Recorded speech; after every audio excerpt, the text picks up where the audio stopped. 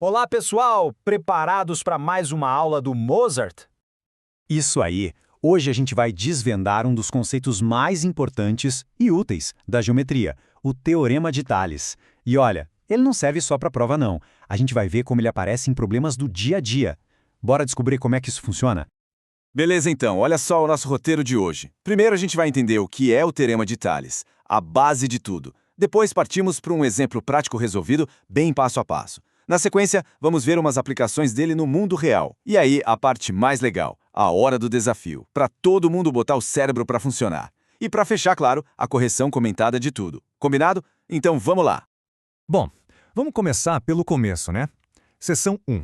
O que é o teorema? É aqui que a gente vai entender a ideia principal por trás de tudo isso, que é a tal da proporcionalidade. Certo, vamos dar uma olhada na definição. Parece um bicho de 7 cabeças, mas calma, não é. Pensa assim, um feixe de retas paralelas. Imagina um monte de ruas, uma do lado da outra, que nunca se encontram. Agora, duas retas transversais. São tipo duas avenidas que cruzam todas essas ruas. O que o teorema diz é o seguinte: os pedacinhos de rua que ficam entre as avenidas de um lado são proporcionais aos pedacinhos correspondentes do outro lado. Basicamente é isso. Viu? Simples assim. Então, para resumir a ideia, são só 3 coisinhas. Passo 1, a gente precisa de umas retas paralelas. Passo 2, duas outras retas cortando esse pessoal todo. E o resultado é o que eu chamo de mágica da proporcionalidade. Ou seja, se um segmento de um lado for, sei lá, o dobro do outro, o seu parceiro correspondente lá na outra reta também vai ser o dobro. É essa regrinha de ouro que vai resolver a nossa vida. Ok, seção 2. Chega de papo, né? Vamos para um exemplo prático resolvido. Agora a gente vai botar a mão na massa e ver esse teorema funcionando de verdade. Dá uma olhada nessa imagem aí. A gente tem ali as nossas retas paralelas RST, cortadas por duas transversais. Beleza. De um lado, os segmentos valem 6 e 9. Do outro, 8 e um x misterioso. A missão é bem clara. Qual o valor desse x? Vamos desvendar isso juntos.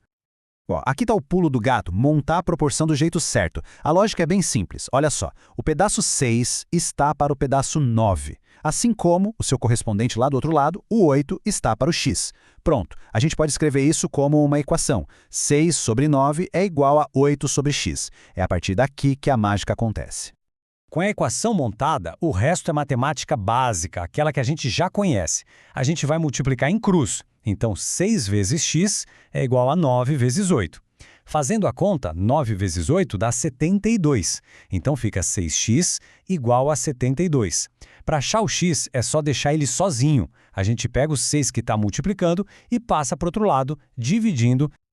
E aí, tcharam! X é igual a 12. Tá vendo só? Não tem segredo. Usando a lógica da proporção, a gente achou o valor que faltava. O segmento x mede 12. Tá, Mozart, mas onde é que a gente usa isso na vida real?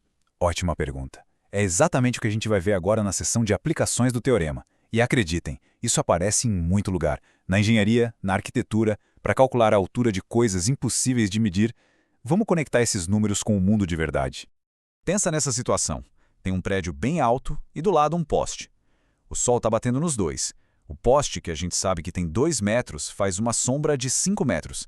Ao mesmo tempo, a sombra do prédio mede 40 metros. E aí? Como é que a gente descobre a altura desse prédio sem ter que subir lá com uma trena? Teorema de Tales na veia. Os raios de sol vêm paralelos, certo? Então a gente pode dizer que a altura do poste está para a sua sombra, assim como a altura do prédio está para a sombra dele. É a mesmíssima ideia. E agora chegou o momento que todo mundo esperava. A hora do desafio. É a chance de testar o que a gente aprendeu. Vou colocar aqui 5 atividades. A minha dica é: pausa, tenta resolver com calma no seu tempo e depois volta aqui para a gente corrigir junto. Preparados? Então valendo! Olha aí os desafios. O primeiro é um clássico, bem direto. O segundo tem um triângulo, mas não se assustem, a lógica é a mesma. O 3 e o 4 dão uma pequena complicada com a posição do x, para a gente pensar um pouquinho mais. E o quinto é um problema prático, bem no estilo daquele do prédio. Então, bom trabalho aí e pode pausar. Muito bem, já tentaram? Então vamos lá para a nossa correção comentada. Vou resolver um por um, bem devagar, para a gente conferir tudo direitinho. Bora ver como foi? Vamos para o primeiro.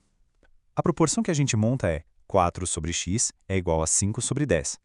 Multiplicou em cruz, fica 5x igual a 40. Agora é só dividir 40 por 5, e o resultado é x igual a 8. E aí, acertaram essa? Agora ao do triângulo.